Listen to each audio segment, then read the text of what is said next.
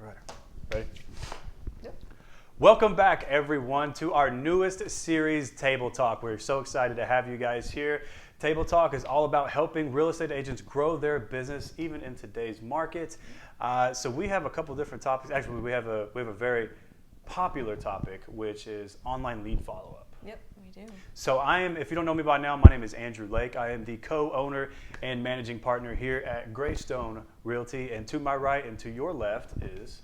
I'm Samantha, and I'm the broker and co-owner of Greystone Realty here in Texas. Yes, you are the brains of the entire operation. All right, so let's dive in. So today I have my little handy dandy iPad, and I took some notes because there's a lot of things that we really wanted to talk about today.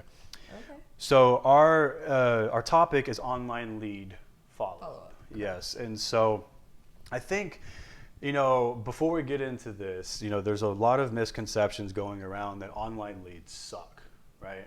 Yes. And so my first thing whenever I hear that statement... I have to say, though, some do. They do. Some it's a lot of digital sorting. Marketing companies don't provide very I'm good just talking about leads. leads in general, not marketing companies, because Okay. it's a whole nother ball game, because they're online leads, like 90% of them suck. Like all the marketing agencies out there are garbage. But for real.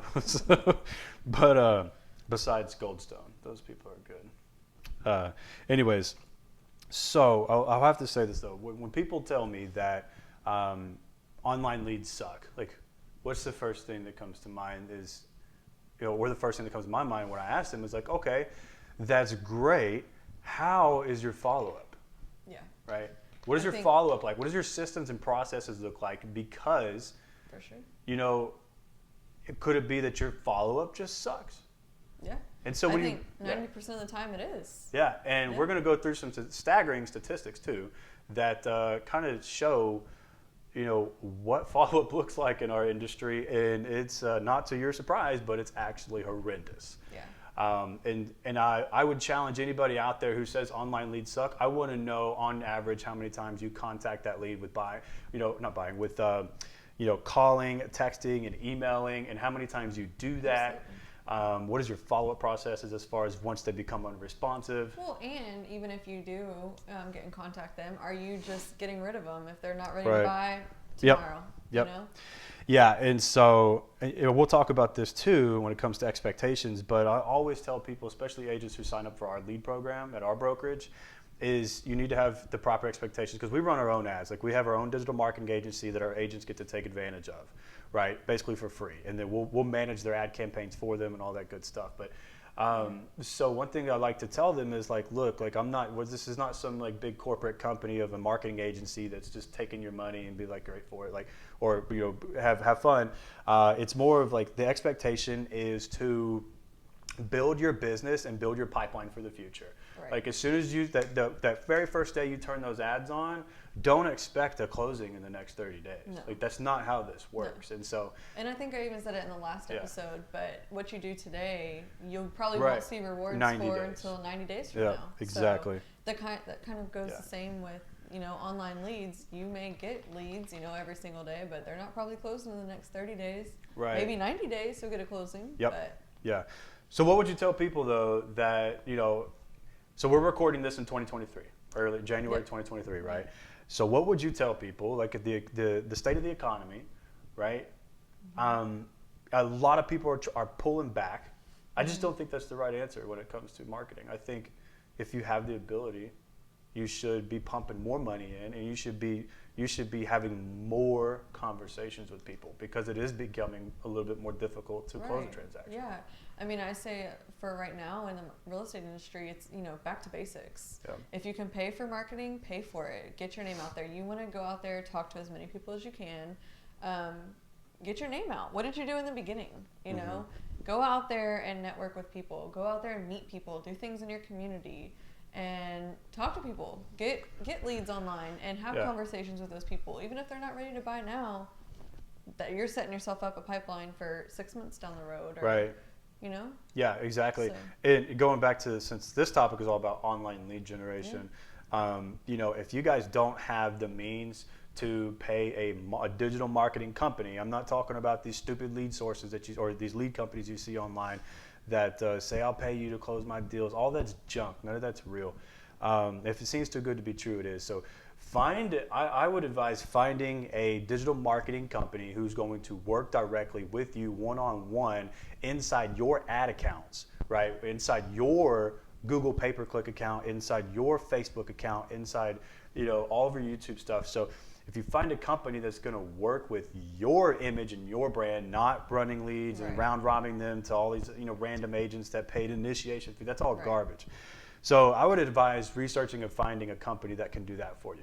We own Goldstone Digital. Goldstone Digital is a marketing company, and it's run by us, and we're in this industry, and so that's a way for us to. So if you whoever is seeing this, if you are not in the Houston area, because it's not open to people in the Houston market, but anywhere else, wherever you're watching this, you can give Goldstone Digital accountants. One of our reps will get in touch with you and be happy to work inside your ad accounts. But I think it's important, we're talking about online leads. Yeah. Like if you are getting something from an online lead source company, their name is the one that people are seeing. And so it's not their image that's growing. Right. It's their company's but if you're image. paying, if a digital marketing company is doing your ads or you're doing them yourself, people, whether they give you their information or not, are still seeing your name, your brand, and you're becoming known in that area by that person.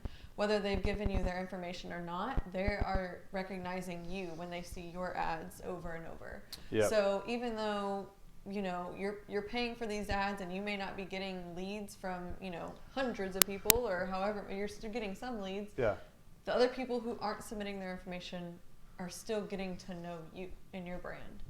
Right. Maybe I can make a video about the 3 different ad types. Yeah. Right. So when I mean ad types, I'm not talking about like a listing ad or things like that. I'm talking about the 3 different ad types, like an omnipresent, a direct offer, stuff like that.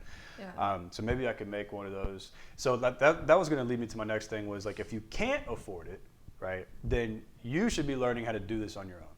Right. Yes. You should be learning how to online lead generate on your own. And that way, maybe you can save some money, but sooner or later, it may be beneficial to you to leverage that out. Yeah. So. Well, and I think even if you don't have a lot of money, it doesn't take a lot to start getting some leads on, some of these Facebook, Google, whatever. Yep. If you just give Facebook a little bit of money. If you've learned how to put the ad together yourself, $5 a day, or, just a couple dollars a day, you'll start to get leads. You're not going to get hundreds of leads, but you're going to start to get leads, and you can start to add those into your database and follow up with them. Yeah, for sure.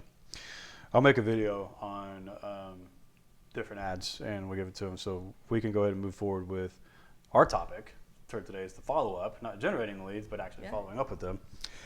So the number one thing that I have written down here so far is hey, I can't stress this part enough, right, is to have systems and processes already in place prior to even beginning to advertise. Yeah. Right. I'm talking about your CRM, your emails, automated touch campaigns, whatever that is. Like, have all of that automation already set up. So let's just use Facebook, for example. All right. So real estate agents are going to market themselves on Facebook to try to generate leads that way. All right. A lead is made. Right, a lead is generated. What happens then? Right. So Zapier's a popular platform, third-party platform, pushes into their CRM. Yeah. So if they don't have a process of what that looks like after that lead is pushed into their database, it's going to be an absolute nightmare. That's what I was going to say. Yeah. So when we very first started doing Facebook ads and getting leads, Facebook, when you get a lead, it puts their information somewhere stored in the back. Mm-hmm. Somewhere. Yeah. Like, you don't get an email, you don't get anything. You have to log into your Facebook and try to find their information. Yeah. You don't get any and so in the very beginning, when we first started doing this, we had no idea we were even getting leads, and those people were just not even. I have 67 leads in the last 4 days. What a great. Yeah. So if you're gonna do online ads, Facebook especially, or Google, whatever, make sure you have a system to connect it to your CRM, or send you a text message or something, so that those leads are being noticed and getting followed up with immediately. Yeah, and the CRM, I would definitely make sure it has the ability to text out of that CRM and make phone calls out of that CRM. Yeah. There's plenty of them out there. Just do your research. I'm not going to sit here and talk about different CRMs, but you definitely need to have a CRM that can call and text from that platform and set up automations. Right. It needs to be able to connect to Zapier or API Nation, one of those that will connect Facebook to your CRM or Google. And to automate stuff too, right? So let's say if I'm generating 100 leads a week, it's going to become extremely difficult to keep up with that if I don't have a system already in place, most of which we can automate pretty much everything besides a phone call, obviously, because you have to call and you can't automate a phone call, but you know, you can automate those text messages, you can automate those emails, you know, for the first initial 10 days, or what I like to call 10 days of pain, which, you know, a lot of people already know what 10 days of pain is, but it's, you know, you have all that automated, so the only thing you really need to do is look at your system that you have in place that says, hey, today, here is your call list. Here is the 24 people that you need to call. And so then if your CRM is really robust and has a dialer built into it, then you can queue up those 24 people, hit go, and then let your system make the calls for you. Yeah. And then your tasks are done for the day, and then all of your other ones, like your text and your emails, are automated. Yeah. So. And I will say too, spending the time to create those emails beforehand and get it out, it's going to take time. It took us a long time to get our emails set up and made. But once you do, you're able to just kind of set it and forget it. Well, we also kind of take things to the extreme. So, like, we don't ever just do things like the normal way. We're always so ridiculous with it. We're always so extra, which can be a good thing and a bad thing. But people don't have to do those full-fledged, like, 80 videos that we made. They don't have to do that. No, I know. Just simple text emails would suffice, right? So they don't have to do, like, we went all out, like, so we don't have to do. And I think if we tried to teach that to a lot of our agents, I think they would just shut down because it is so much. Like, I don't know anybody else out there that would really, like, try to do something like as crazy as we did. I know, but I wasn't saying to do what we did. But still, it's going to take time. Yeah, you're right. It does take time to get emails set up, especially if you do more than just text. If you want it to, you know, look nice, if you add some pictures in it or whatever.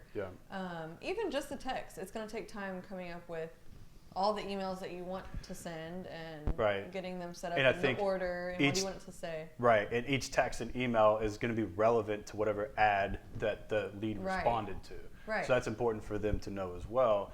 If you're running a listings or a list of homes for sale under $500,000 in, you know, Atlanta, right? So like now you need to, you know, tailor that messaging, the automated messaging, emails and texts, based off of to that ad. To that ad. Or like let's say another example, foreclosure, right? Foreclosure ads, then that messaging has to have something similar or, you know, relevant to foreclosures in the messaging that's automated. Right.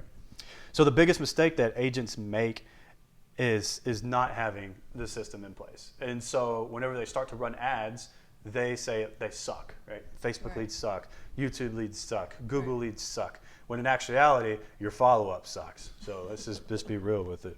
So on my number 2, I have is know your scripts and objection handling skills, and do not practice on your clients or leads. Don't practice on your leads. That's how I have it.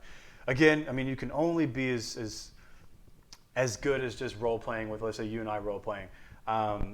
You can only be so good until you actually get out there and do it. Right. So you can only, the Houston Texans can look so good in practice, but whenever they go out and perform on the field, they're 2-14. So they lose every single game.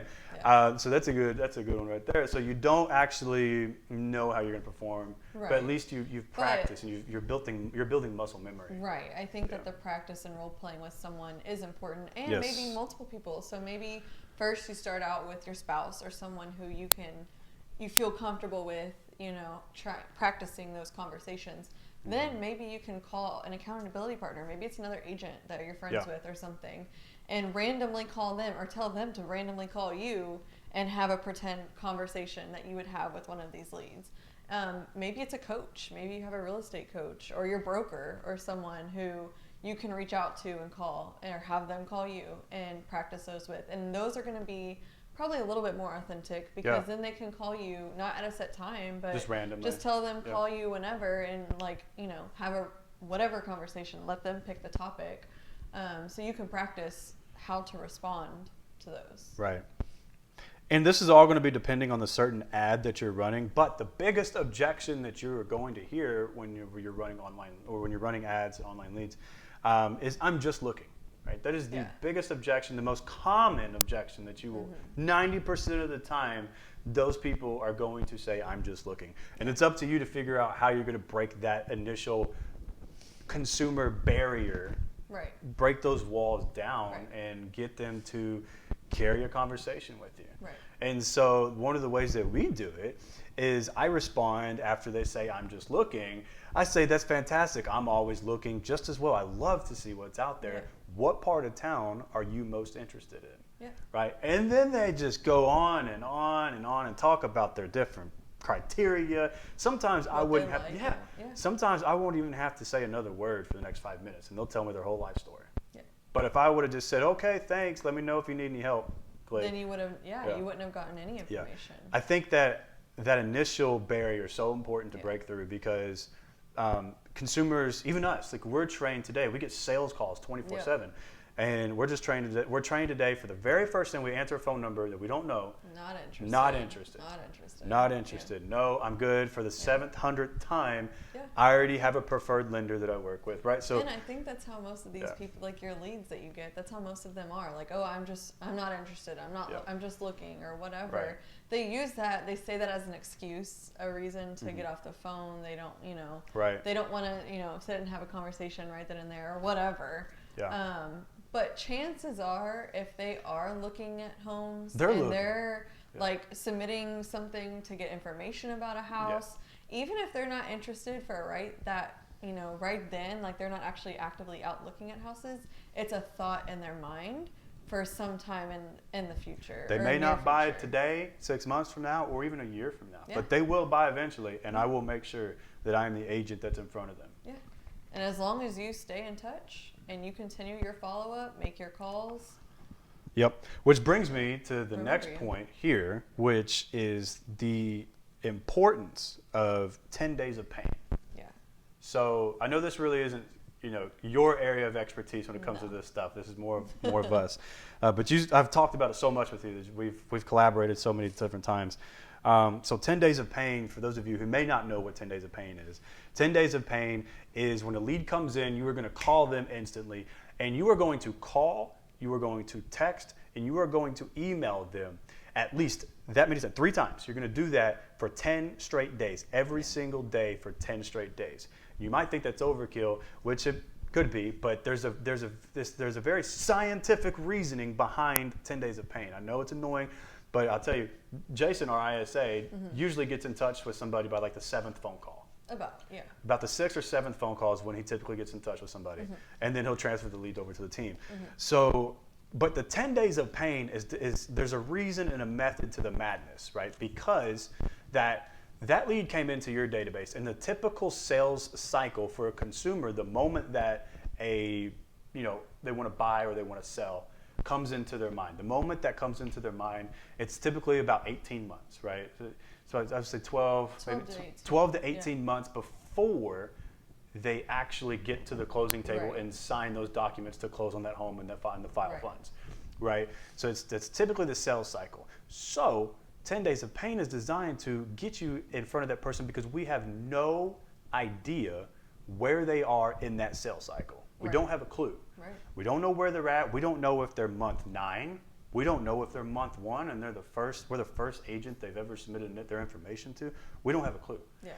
And so the 10 days of pain is designed to get in front of these guys like as quickly as humanly possible, and we're going to blow your phone up until you answer it.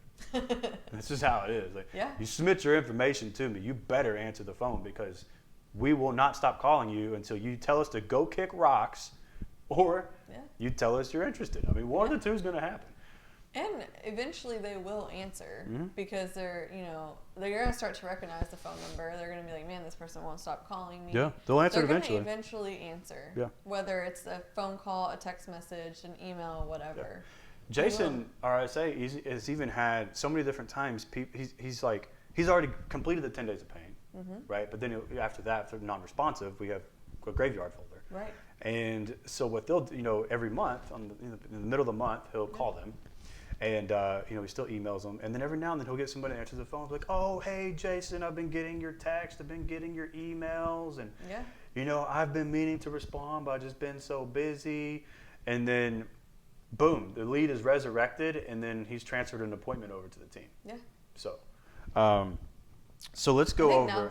Now's a good time to talk statistics. About these numbers. Yeah. So that leads to, that's actually, you already got it pulled up. So this right here, this little booklet that she has is a class that we teach, or I teach. You don't teach this, but I teach a Facebook marketing class at several different title companies, and even online and webinars and things like that. So these numbers, these statistics that I was telling you about that are just quite staggering is something amazing that we need to listen to. Samantha, do you want to read what you got on the number far left? I'll read them.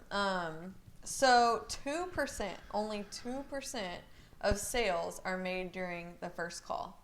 So why are we trying to marry them, right? Yeah. So 2% of sales are made on the first call.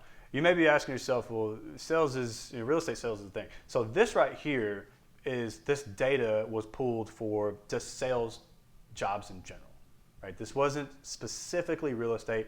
Real estate numbers are actually worse than this, believe it or not. Yeah. You don't think it can get much worse than this, but it's actually worse than this. But 2% of sales are made in the first call. So stop trying to marry them. Stop trying to force them to sign a buyer's rep before you go show them a house. That's broker specific. Yeah, if your broker forces you to do that, nothing you can do there.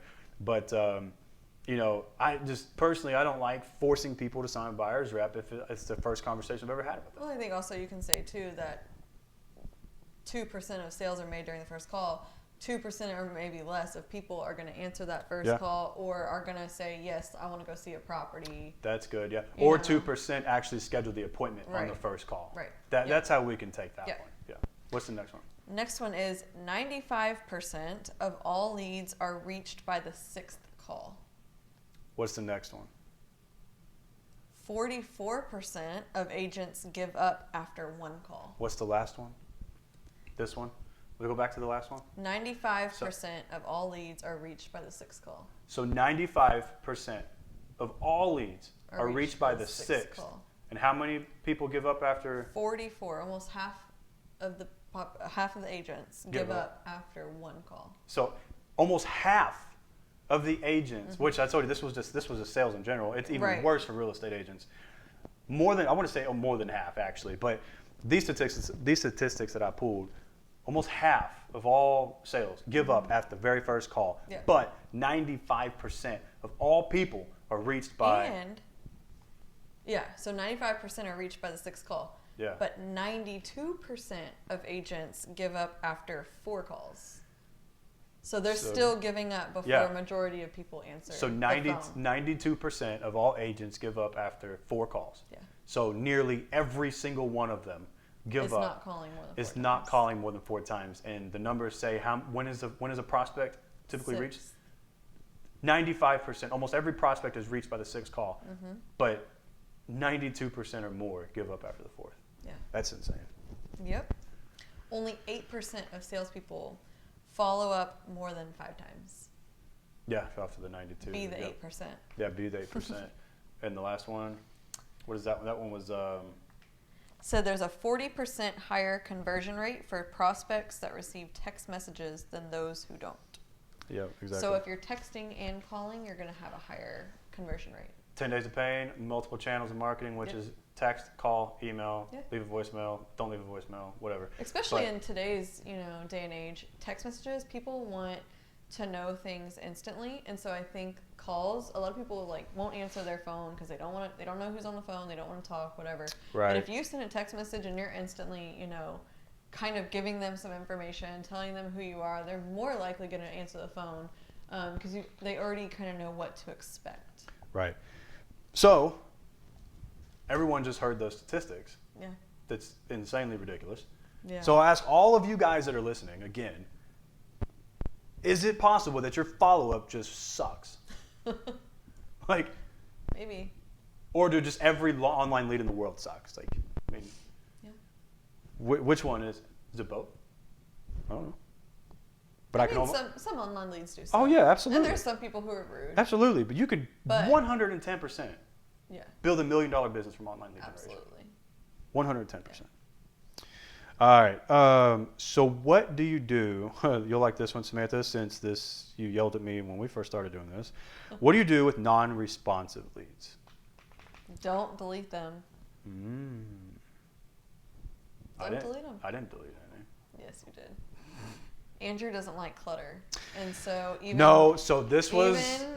in his database, he's like, oh, they don't respond. I don't like house clutter. I don't like clutter on the countertops. I don't like that. That drives me nuts. Yeah. But I don't like. Okay, so the unresponsive stuff, I was like every other agent out there in the beginning, right? I just was pissed. Yeah. Was mad.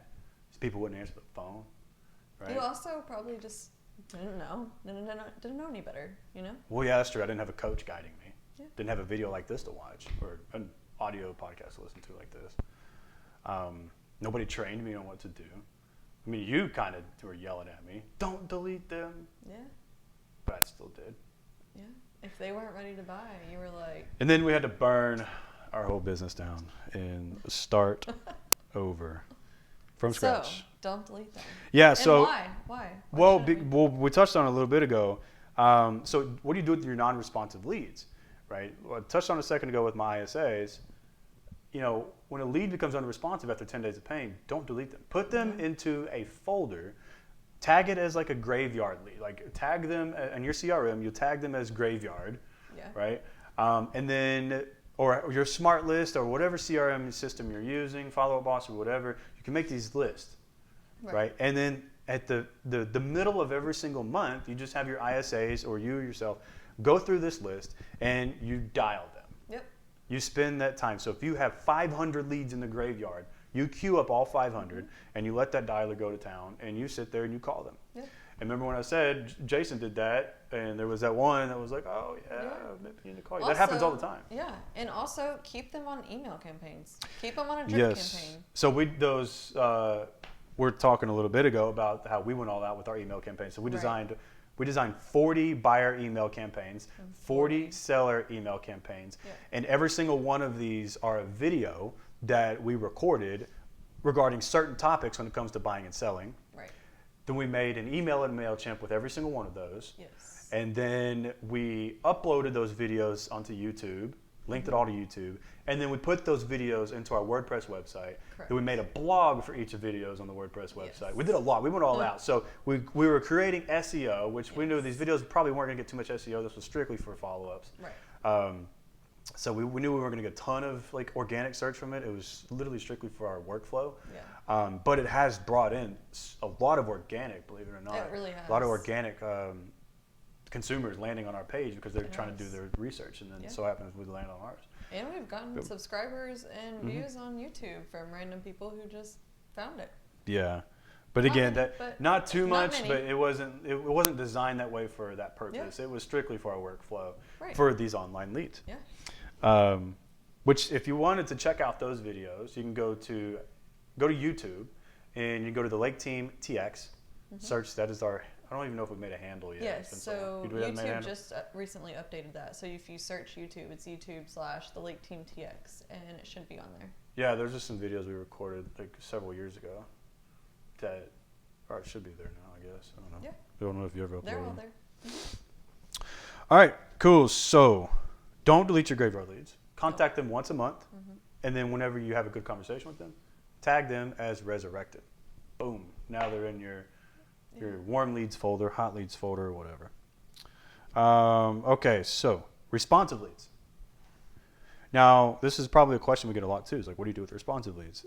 There is no one singular answer to this, right? Because every conversation that an agent has with a consumer is going to be different, and unique, right? So somebody may need to find a house right now.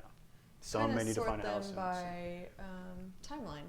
You can sort them by timeline. So now, your responses, though, I mean, like you can't further automate this anymore. Like once they've responded to you and they told you their goals, their criteria, you're going to set your task of what you need to do to check in with them, but you can't automate the touch points anymore. You can automate IDX. Yeah, you can automate the IDX tools that you have, like IDX Broker, Showcase, whatever IDX you're using or whatever software you're using for your website. You can automate those searches. So safe search So I put on here, use your IDX websites for safe searches or your MLS. A lot of like Matrix is the software system for multiple MLSs. So that's one of our favorite things that we do when we do get someone who responds and we do get some sort of criteria out of them. Even if it's just something basic like an area, set up a saved search for them so they get automatic emails for properties that are newly listed matches their in that criteria. area. And you don't ever have to sit there and just keep looking all the time. Yeah. One thing I do want to touch on too is how awesome. So if you haven't figured out by now, we're in Houston, right? Well, our brokerage is the entire state of Texas, soon to be nationwide, but we are here in Houston. This is where our physical location is. This is where our primary. This is everything. This is where we're at. That's where we started. It's where we started. So I don't know I know HAR has probably one of the best apps in the country. HAR is the Houston Association of Realtors. It is our MLS. Man, they have some amazing stuff. So what I like to do with clients, or what I'd like to do, a lot of times I'll have Jason do this now, obviously, but is when we have conversations with these prospects or consumers, we get their criteria, we've had a really good conversation with them.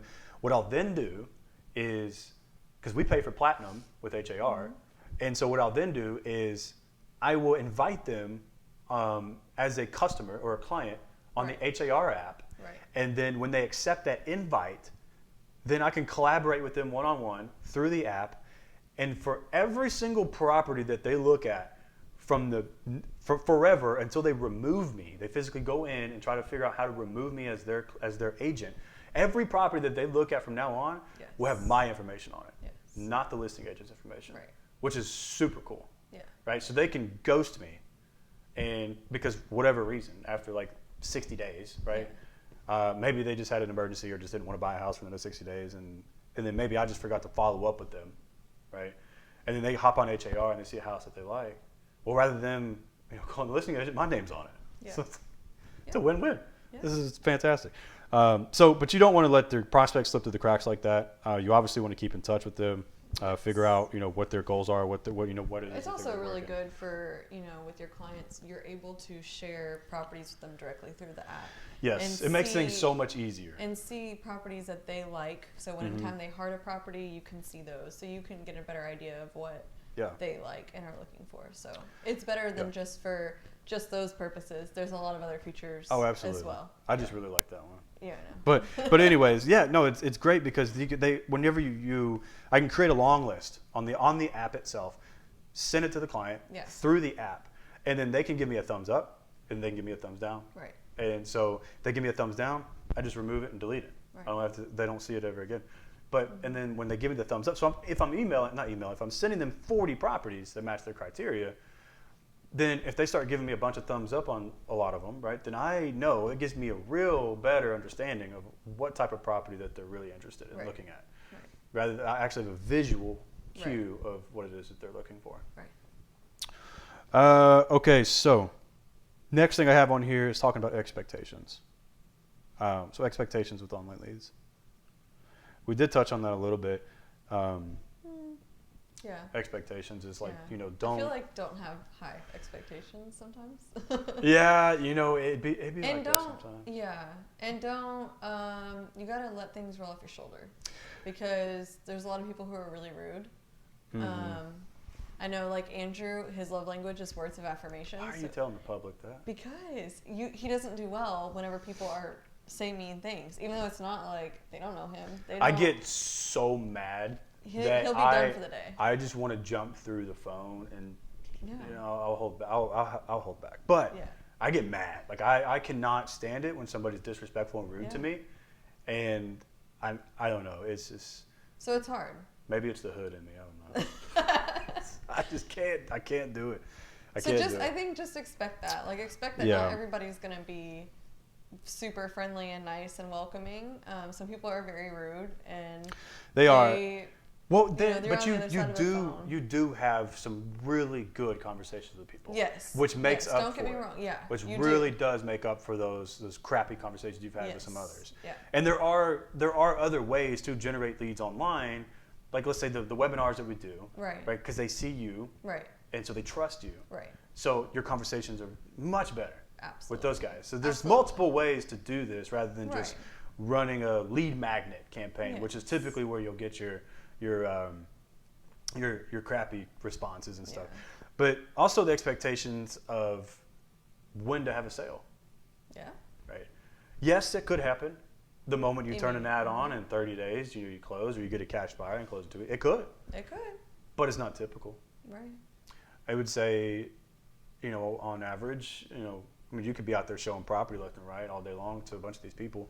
But I think on average, if you had to really put a pen to paper, I'd say 90 days Yeah. from the moment you start. I'd say, anywhere from 90 days to all the way out to a year, people are going to you'll get people who are a year out who will close, much later than whenever you first start talking to them. Yeah. But like we said, I mean, But you're it's building your pipeline. Exactly. That's what I was going to say. It's building the pipeline for the future. Yeah. Building the pipeline for the future and stacking your database. Yeah. Having people that you can legitimately market yourself And to. staying in front of them. And Make staying sure in you front stay of on top of your follow-up. Yes. And stay in front of them so that the ones who are a year out don't forget about you. And you're staying in front of them because guess what? Their timeline may change. Exactly. They may have been a year out, that's true. and they may end up being, we have to move sooner than what we originally intended on, Yeah. So when we go back to expectations, because we just touched on building your pipeline, which was my second to last point, which is good. But the expectations, of conversion ratios. A lot of people want to know conversion ratios of online leads. I can tell you the industry standard conversion ratio, which is 1 to 3%. Right? That's the industry standard. But I mean, we know the statistics. Yeah. Right? Right. How can I tell somebody that this is the industry standard? Or, I mean, the 3% is an industry standard when 92% of all real estate agents, actually, like I said, this is just sales, but I think it's worse with realtors. Yeah. Let's say 95% give up after 4 phone calls. But the industry standard of online lead conversion is 1 to 3%. I think it could easily be. Yeah. Depending on how you run your ads. If you put junk out there, then you get junk return. So mindset, last topic, last subtopic. Okay. Mindset. You touched on this a little bit, is don't give up, right? I mean, we know the statistics here. So I think if you adjust your mindset accordingly when it comes to online lead generation, and you have your expectations of what's going to happen, then you're not getting your hopes up that you're going to have 15 closings in the next 30 days. Like, that's not happening. Yeah. So if you adjust your mindset and say, look, there is no get-rich-quick scheme. No. I don't care what all of these lead agencies tell you. It's all garbage. Like, it's junk. Yeah. And it takes hard work. It takes hard work. It does take effort. And if you don't plan on putting in the effort, don't even bother. Don't waste your money. Don't waste your money. Don't waste your time. Yeah. If you don't have a system put in place, Yeah. don't waste your money. Don't waste your time. Yeah. Matter of fact, our Goldstone Digital digital marketing agency will refuse to work with any agents who do not have a system put in place because they're just going to waste their money. Yeah, I'd gladly take their money, but they won't be happy. Right. They won't close anything. So, I don't know. I think when you adjust your mindset and you understand that you are building your business for the future, you are building your pipeline for the future, you're setting yourself up for success for the future. What you do now is translate into how you get paid 90 to 120 days from now, right? So if you're always focusing on the now, like I want a closing now, then you're always going to be stuck in that mindset of I want a closing now. Right. I want a closing now. Right. Rather than just focusing on the future every day of your life. Yes. Because then the closings will come from it. Right. they'll start to fall into place. And the next thing you know, you're having 2 closings a month, 3 closings a month, 6, 7, 8, 9 closings a month. Yeah. Now you're getting into past clients and referrals from all of these online lead generations, which is another leg of business. Yeah. So I think if over time, if you go into this mindset, if this is going to take some time for me to build, this is going to take some time for me to accomplish, which you're my wife, you know that I'm a very impatient man. Very. Right. So, it's just adjusting your mindset. Yeah, really. I think so. And sometimes it may take reminding yourself, like, okay, take a step back. I'm doing this. It's going to take time. Like, quit being impatient. Sometimes you may have to remind yourself of that. Yeah. Or also, like, when you get the rude people, you may have to take a break and say, okay, I need to take a chill pill for a little bit, go back to these calls in, 30 minutes or whatever. Right. Yeah. Well, that wraps up episode number 2 of Table Talk, I think. What do you think? I think that I don't have anything else to add to this subject for now. No. We have plenty more to record. Yeah. So, yeah, I think that's going to wrap up episode 2 of our newest series, Table Talk, where we teach and talk anything and everything about real estate for the real estate agent. If you're wondering where you can find us, we'll be on Apple Podcasts, YouTube, Facebook. You can go to greystonerealty.com /join. Then you'll see a blog up there. That's where all of our table talks will be on the Greystone Realty site. But yeah, we'll pretty much be everywhere you could think of. Yeah. And thank you guys for joining us, and we hope to see you guys next week. I don't even know what topic we're going to talk about. We'll figure it out. But haven't decided yet. We have like 150 to go through, so every single week we will be releasing one for you guys every week. So stay tuned. Glad to have you. See you guys next week. Bye.